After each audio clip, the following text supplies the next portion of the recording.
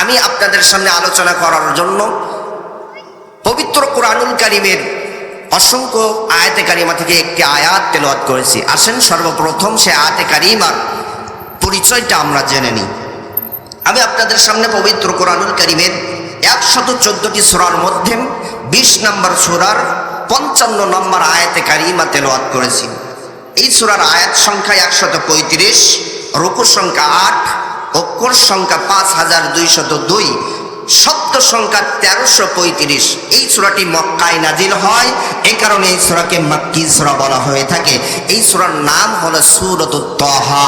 আমার ভাইরা, এই সূরার নামকরণ করা হয়, এই সূরার প্রথম শব্দ প্রথম আয়াত আল্লাহ তাআলা দিয়ে দিয়েছেন তাহা, এ কারণে এই সূরার নামকরণ করা হয়েছে সূরাতুত তাহা। বলি না একবার সুবহানাল্লাহ। আমার ভাইরা, তাহলে যে আয়াতে কারিমা থেকে আমরা কথা শুনব, সেই আয়াতের সংক্ষিপ্ত পরিচয় আমরা জেনে নিলাম। এবার আসেন আমরা যে আয়াতে কারিমা থেকে কথা শুনব, সেই আয়াতের অর্থ এবং সেই আয়াতটা আমরা সবাই তেলাওয়াত করব। সবার পরিচিত একটি আয়াত, তাই তো? আমি এর আগে তেলাওয়াত করেছি, সবার পরিচিত আয়াত। কেউ কৃপণতা করব না, কণ্ঠটাকে বন্ধ করে রাখবো না, সবাই জবান ছেড়ে আমার সাথে পড়বেন আউযু বিল্লাহি মিনাশ শাইতানির রাজিম। বিতাড়িত শয়তানের ওয়াসওয়াসা থেকে আল্লাহ তাআলার কাছে পানাহ চাই।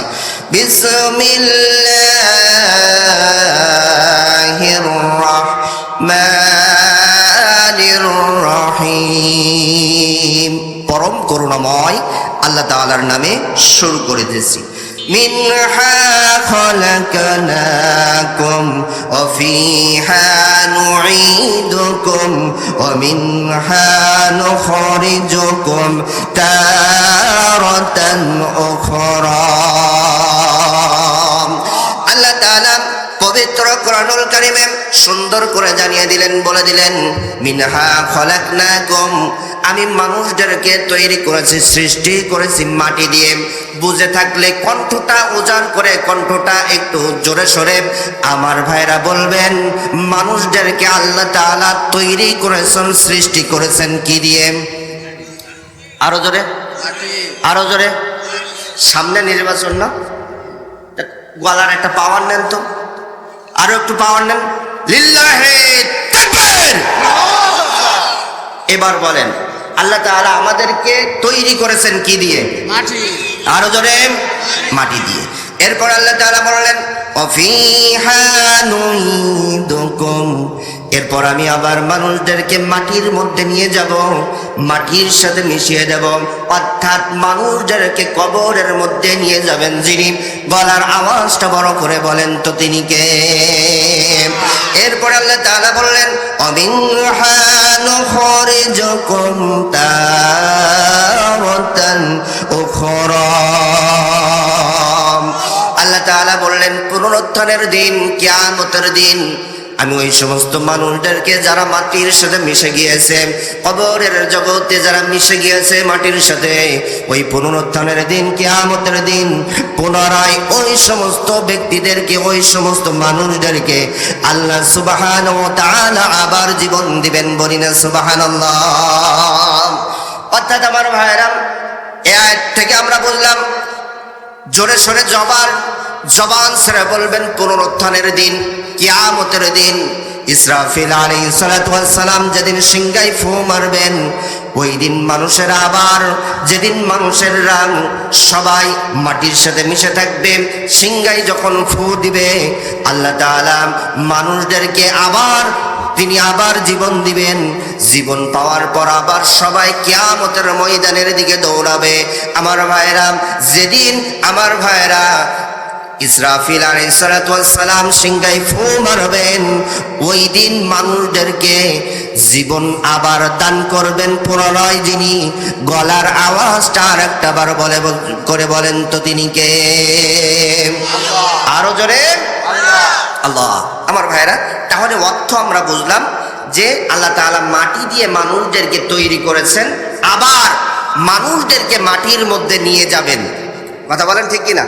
মাটির মধ্যে আমরা চলে যাব না? এই যে মাটির মধ্যে আমরা যে যাই, বলেন তো ভাইরা, জীবিত অবস্থায় যায় না মৃত অবস্থায় যায়? হ্যাঁ, সবাই জোরে বলেন। মানুষ মারা গেলে তো কবরে রেখে আসে, তাই তো? তাহলে আমাদের মৃত্যু, আমাদের মৃত্যু যিনি দেন তিনি কে? আরো জোরে বলেন আমার ভাইরা। এই মৃত্যু আমাদের প্রতিনিয়তই পিছন থেকে তাড়া করছে, আর কবর আমাদের প্রতিনিয়তই সামনে থেকে হাত ছানি দিয়ে ডাকছে। আমার ভাইরা ও আমার বন্ধুরা, বলেন তো শুনি, এই যে সময় আমাদের মাঝে এখন চলে যাচ্ছে 2025 সালের 11 তারিখ, ডিসেম্বরের 11 তারিখ, বৃহস্পতিবার দিবাগত রাত, এখন বাজে ঘড়িতে 8:28। এই যে সময়টা আমাদের মাঝ থেকে অতিবাহিত হচ্ছে, চলে যাচ্ছে, এই সময়টাকে আমরা আর কখনো ফিরে পাবো? আরো জোরে বলেন, কখনোই পাবো না। অর্থাৎ মানুষের হায়াত বাড়ে না, বরং হায়াত কমে।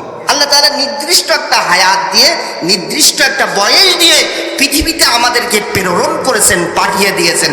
যখনই হায়াত ফুরিয়ে যাবে, যখনই আমাদের বয়স শেষ হয়ে যাবে, আল্লাহর দরবারে আমরা চলে যাব। কথা বলেন ঠিক কিনা?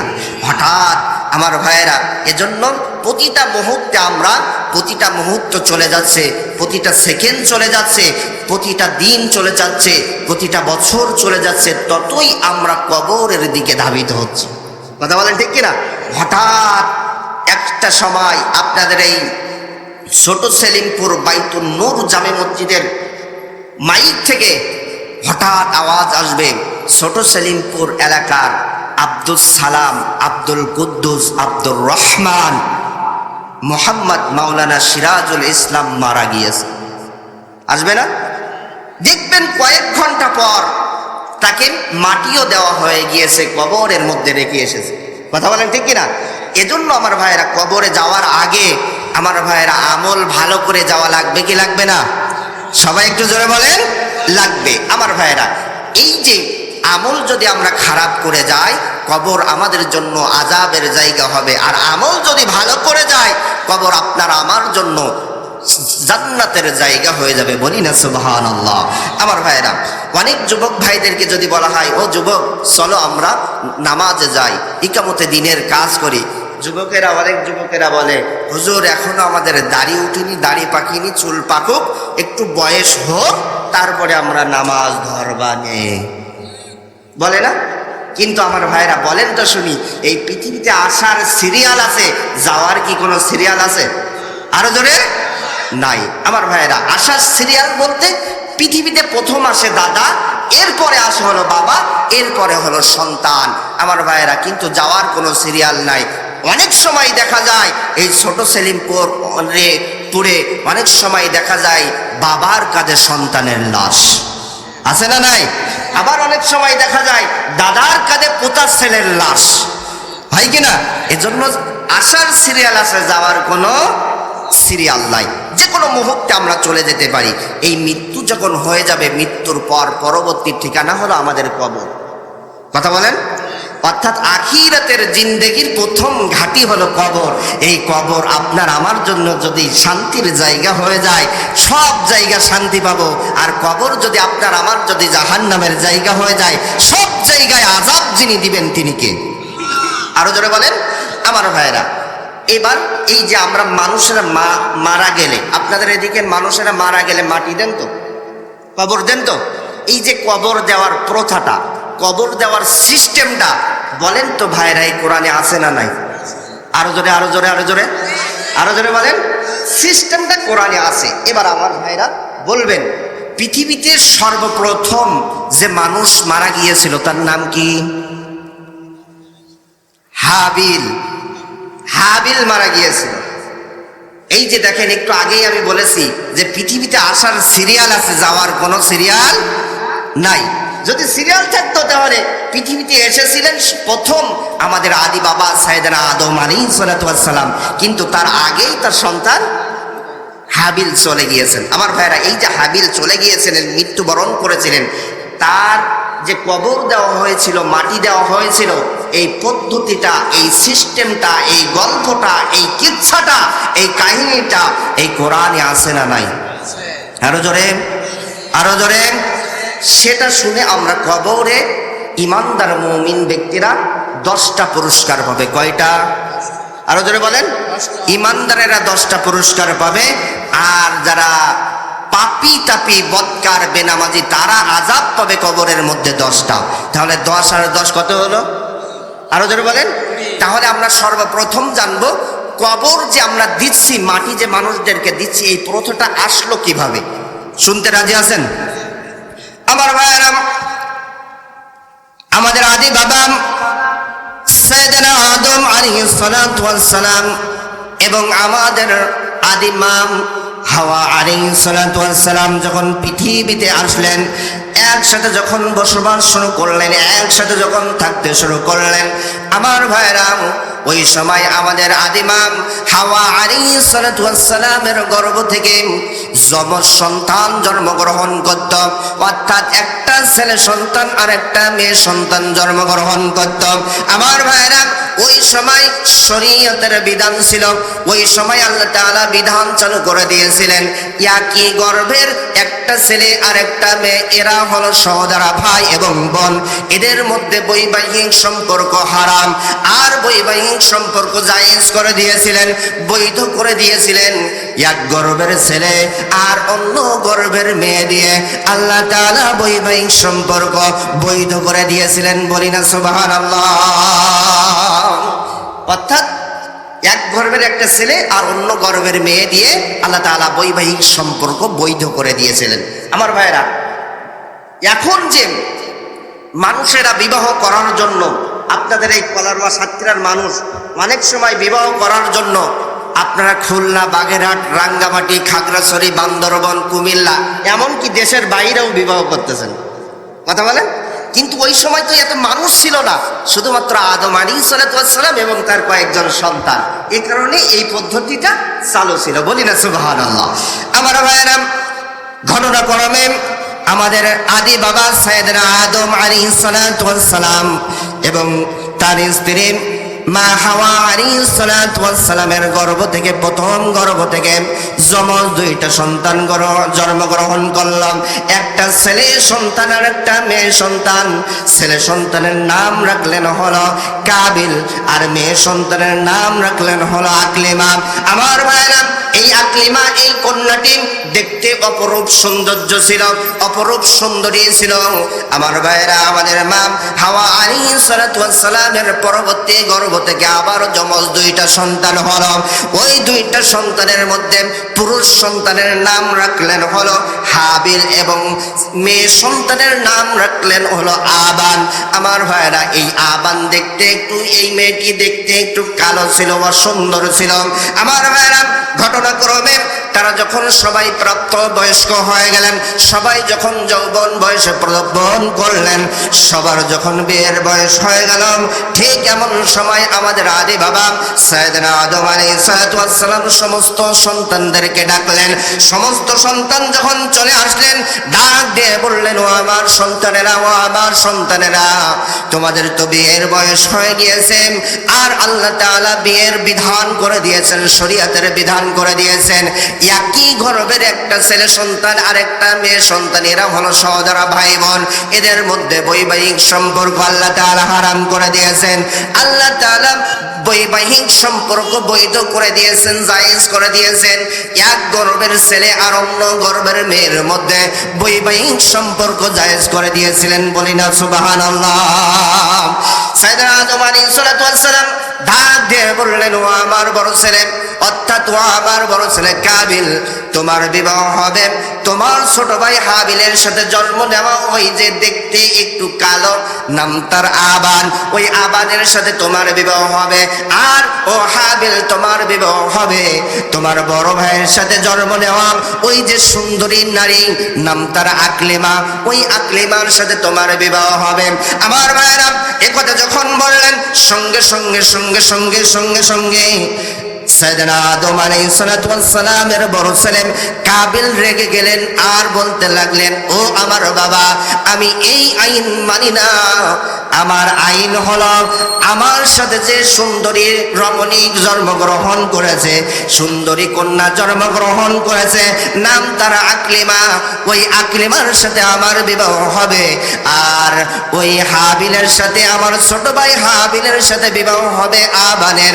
আমার ভাইরা একথা যখন সাইয়েদনা আদম আলাইহিস সালাতু ওয়াস সালাম শুনলেন, তিনি একটু চিন্তায় পড়ে গেলেন আর বললেন, না না না না না না না, এ কাজ করা যাবে না, এটা হতো তো শরীয়তের বিরোধী কাজ, এটা তো আল্লাহর আইন নয়, এ কাজ করা যাবে না।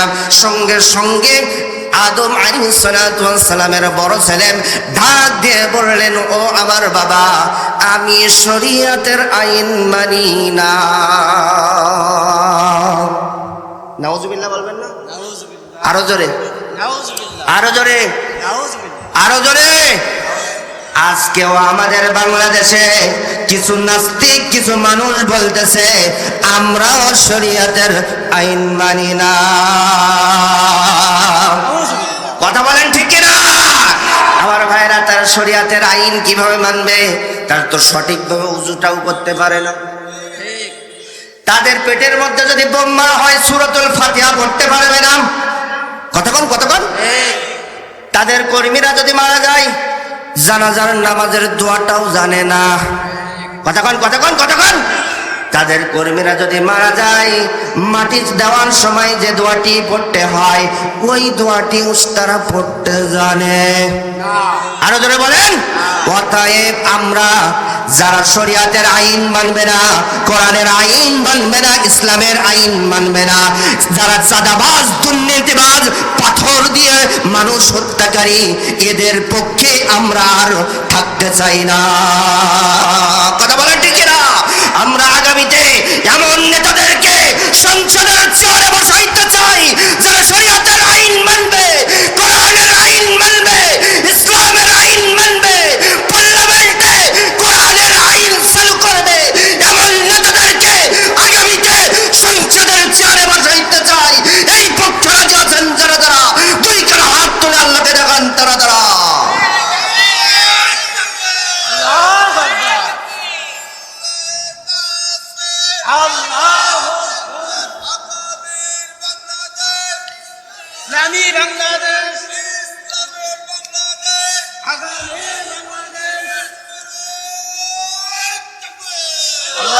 আমার ভাইয়েরা, আমাদের এখন ঐক্যবদ্ধভাবে ভূমিকা পালন করতে হবে।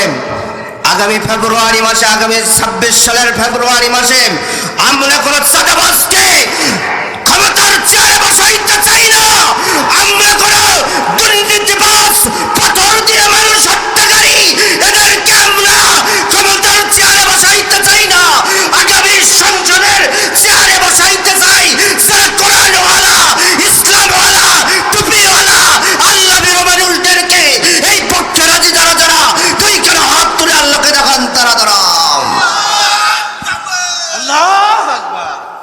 আমার ভাইয়েরা, তাহলে সাইয়েদনা আদম আলাইহিস সালাতু ওয়াস সালামের বড় ছেলে কাবিল বললেন, আমি শরীয়তের আইন। আরো জোরে বলেন। আজকে আমাদের বাংলাদেশে বলছে না আমরা শরীয়তের আইন বিশ্বাস করি। খাপে খাপ। আমার ভাইয়েরা, যে কথা বলতেছিলাম, সাইয়েদনা আদম আলাইহিস সালাতু ওয়াস সালাম বললেন শরীয়তের আইন না মানলে তো হবে না।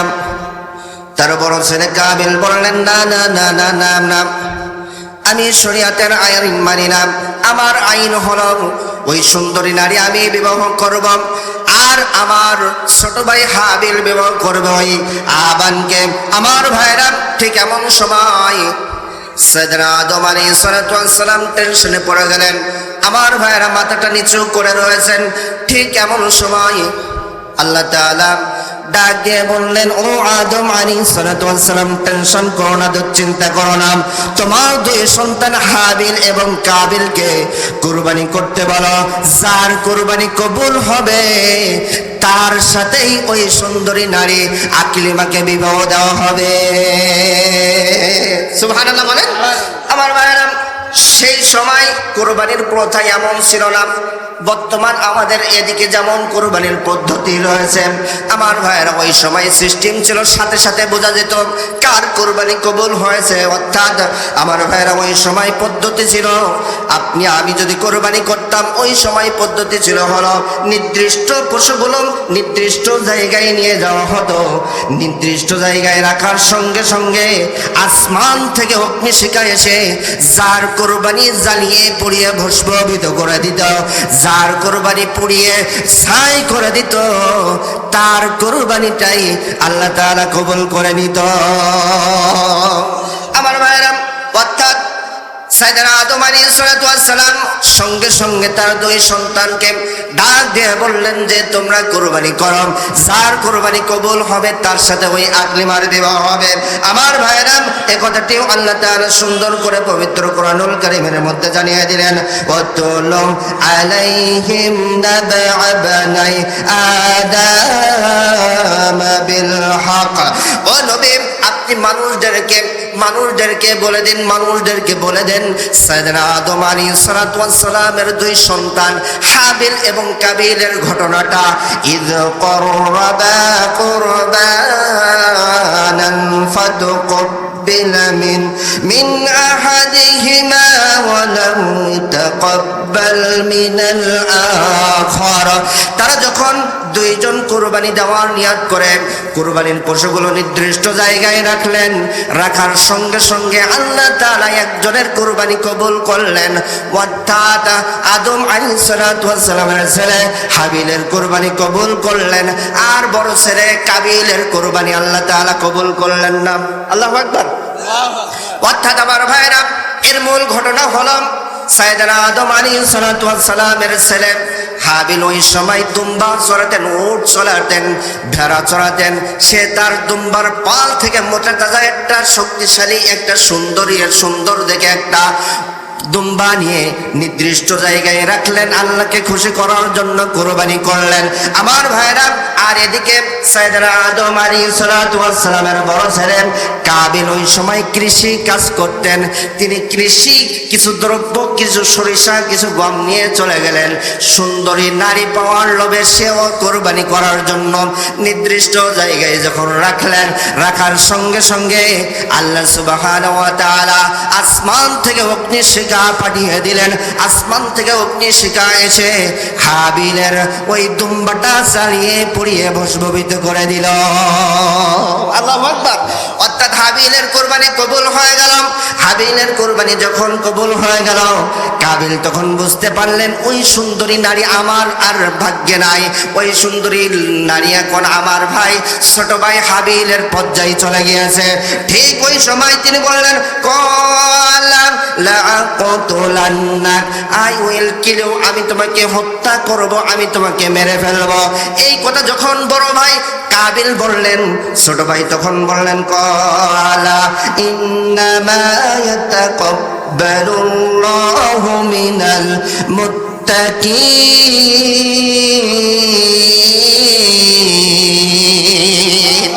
তখন তিনি বললেন, ও আমার বড় ভাই, শুধু কোরবানি করলেই কোরবানি কবুল হয় না, কোরবানি করার জন্য কিছু শর্ত রয়েছে, তাকওয়াবান হওয়া লাগে। ও আমার বড় ভাই, শোনো শোনো শোনো শোনো শোনো, আমার কোরবানি কবুল হয়েছে এই কারণে তুমি যদি আমাকে হত্যা করো, আমাকে মেরে ফেলো, আমাকে হত্যা করো, আমি তোমার ছোট ভাই হাবিল ঘোষণা দিয়ে দিলাম, আমি তোমার দিকে অগ্রসর হব না। আমি তোমাকে بسطت إلي يدك لتقتلني ما أنا بباسط يدي إليك لأقتلك إني أخاف الله رب العالمين।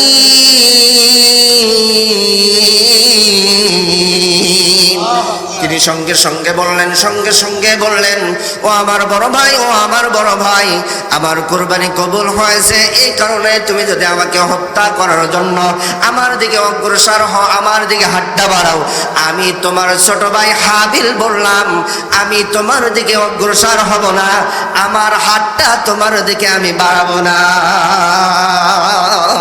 সুবহানাল্লাহ বলেন, আরো জোরে বলেন না সুবহানাল্লাহ। এর একটাই কারণ, ইন্নী আখাফুল্লাহ রাব্বাল আলামিন।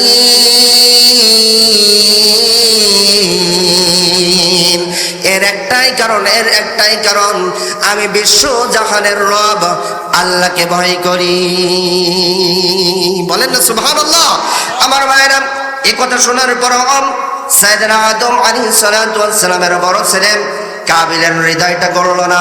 সে নফসের ধোকায় পড়ে, ইবলিস শয়তানের ধোকায় পড়ে তার ছোট ভাই হাবিলকে সে হত্যা করলো, মেরে ফেললো। আল্লাহু আকবার, আরো জোরে বলেন। এটাই ছিল হলো পৃথিবীর ইতিহাসে প্রথম হত্যা, এটাই ছিল পৃথিবীর ইতিহাসে প্রথম মৃত্যু, এটাই ছিল পৃথিবীর ইতিহাসে প্রথম আপন ভাইয়ের হাতে আপন ভাই হত্যা, এটাই ছিল পৃথিবীর ইতিহাসে সুন্দরী কোন রমণী পাওয়ার জন্য একজন মানুষ আর একজন মানুষকে হত্যা করেছিল। কথা বুঝাতে পারছি? আমার ভাইরা, এখান থেকে হলো শিক্ষা হলাম, কাবিলের হাতে যেমন দুনিয়ার লোভে সুন্দরী নারী পাওয়ার লোভে সে যেমন তার আপন ভাইকে হত্যা করতে দ্বিধা করি নাই, সে যেমন হত্যা করেছিল, ঠিক আজকের বাংলাদেশেও যদি কাবিল মার্কানে তাদেরকে যদি ক্ষমতার চেয়ারে চলে যায়, শুনে রাখেন ক্ষমতা পেয়ে তারা দুর্নীতি করবে, চাঁদাবাজি করবে, লুটপাট করবে, এমনকি পাথর দিয়ে মানুষ হত্যা করবে। কথা বলেন ঠিক না? আরো জোরে বলেন ঠিক না? ঠিক আমরা আগামীতে দেখতে চাই হাবিল যেমন আল্লাহ ভীরু ছিলেন, খোদা ভীরু ছিলেন, ইসলাম ওয়ালা ছিলেন, ঠিক আমরাও আগামীতে কোরআন ওয়ালাদেরকে সংসদের চেয়ারে বসাইতে চাই। এই পক্ষরা যে আছেন যারা দ্বারা দুই কারো হাত তুলে আল্লাহকে দেখান তারা দ্বারা। আমার ভাইয়েরা, যে কথা বলতেছিলাম, যে কোনো মুহূর্তে আমরা মারা যেতে পারি। এজন্য আগামীর সংসদে যদি আমরা কোরআন ওয়ালাদেরকে যদি নিয়ে যেতে পারি, অবশ্যই এই বাংলাদেশের মানুষেরা নিরাপদে বসবাস করবে। আরো জোরে বলেন। আর যদি যারা চাঁদাবাজ দুর্নীতিবাজ এরা যদি ক্ষমতায় যায়, শুনে রাখেন মানুষেরা আগে যেমন 16 বছর রাতে ঘুমাতে পারি নাই, এর থেকেও খারাপ অবস্থা হবে। কথা বলেন ঠিক কিনা? এজন্য আমাদেরকে ঐক্যবদ্ধ হয়ে আগামীর সংসদের চেয়ারে কোরআন ওয়ালাদের নিয়ে যেতে চাই। এই পক্ষরা যে আছেন যারা শেষবারের মতন আল্লাহকে দেখান তারা। লিল্লাহি তাকবীর, লিল্লাহি তাকবীর। আমার ভাইয়েরা, এটাই ছিল পৃথিবীর ইতিহাসে প্রথম মৃত্যু, প্রথম হত্যাকাণ্ড, প্রথম আপন ভাইয়ের হাতে আপন ভাই হত্যা করেছিল। আমার ভাইরা, এটাই ছিল কোন সুন্দরী নারী পাওয়ার লোভে একজন মানুষ আরেকজন মানুষকে হত্যা করেছিল। আমার ভাইয়েরা, এরপর যখন হত্যা করে কাবিল তার ভাইয়ের লাশটা যখন সামনে নিয়ে বসে রয়েছেন, তখন তিনি আফসোস করতে লাগলেন। কি করতে লাগলেন? আরো জোরে বলেন। আমার ভাইয়েরা, সাইয়েদনা আদম আলাইহিস সালাতু ওয়াস সালামের বড় ছেলে কাবিল যখন তার ভাই হাবিলের লাশটা নিয়ে বসে রয়েছেন আর আফসোস করতে লাগলেন, হাই হাই হাই হাই, আমি কি করলাম, আমি দুনিয়ার লোভে সুন্দরী নারী পাওয়ার লোভে আমি আমার আপন ভাই হাবিলকে হত্যা করলাম, হাবিলকে আমি মেরে ফেললাম। এটা তো আমি অন্যায় করেছি, পাপ করেছি। এখন আমি আবার এই ভাইয়ের লাশটা কিভাবে গোপন করব, কিভাবে আড়াল করব, কিভাবে মাটি দেব? আমার ভাইরা, যখন পৃথিবীতে শুরু হয়েছিল, এর আগে তো কোনো মানুষ মারা যায় নাই যে তিনি জানবেন কিভাবে মাটি দিতে হয়। আমার ভাইরা, তখন তিনি চিন্তা করতে লাগলেন কিভাবে মাটি দিবে। ঠিক এমন সময় আল্লাহ সুবহানাহু ওয়া তাআলা দুইটা কাক প্রেরণ করে দিলেন। কি? আরো জোরে। কি প্রেরণ করলেন? কাক। কি প্রেরণ করলেন? আরো জোরে বলেন। দুইটা কাক পাঠিয়ে দিলেন। ওই দুইটা কাক এসে সাইয়েদনা আদম আলাইহিস সালাতু ওয়াস সালামের বড় ছেলে কাবিল যে জায়গায় বসেছিল ওই জায়গায় আমার ভাইরা একটা গাছ ছিল, ওই গাছের ডালে বসলো। গাছের ডালে বসার সঙ্গে সঙ্গে কিছু সময় পর দুইটা কাক মারামারি শুরু করলো, ঠোকাঠুকি শুরু করলো। আমার ভাইরা ঠোকাঠুকি করতে করতে এক পর্যায়ে একটা কাক আর একটা কাককে মেরে ফেললো। যে মৃত কাকটা ওই গাছের ডাল থেকে ঝপাং করে মাটিতে পড়ে গেল, জমিনের মধ্যে পড়ে গেল। জীবিত কাকটা ওই গাছের ডাল থেকে উড়ে এসে জমিনে বসে আমার ভাইয়েরা ঠোঁট দিয়ে মুখ দিয়ে তিনি গর্ত করতে লাগলেন, গর্ত করতে লাগলেন। গর্ত যখন করা শেষ হয়ে গেল, গর্ত করার সঙ্গে সঙ্গে আমার ভাইয়েরা গর্ত যখন করা শেষ হয়ে গেল, ঠিক এমন সময় তার আপন কাক ভাইয়ের, মৃত্যু কাক ভাইয়ের লাশটা মাথা দিয়ে সরাতে ওই গর্তের মধ্যে দিয়ে তিনি মাটি চাপা দিয়ে দিলেন। আল্লাহু আকবার। আমার ভাইয়েরা এই দৃশ্য যখন সাইয়েদনা আদম আলাইহিস সালামের বড় ছেলে তিনি যখন দেখলেন, তিনিও তখন আফসোস করতে লাগলেন আর বলতে লাগলেন, ক্বালা ইয়া ওয়াইলাতা আযাজতু আন আকুনা মিসলা হাযাল গুরাব।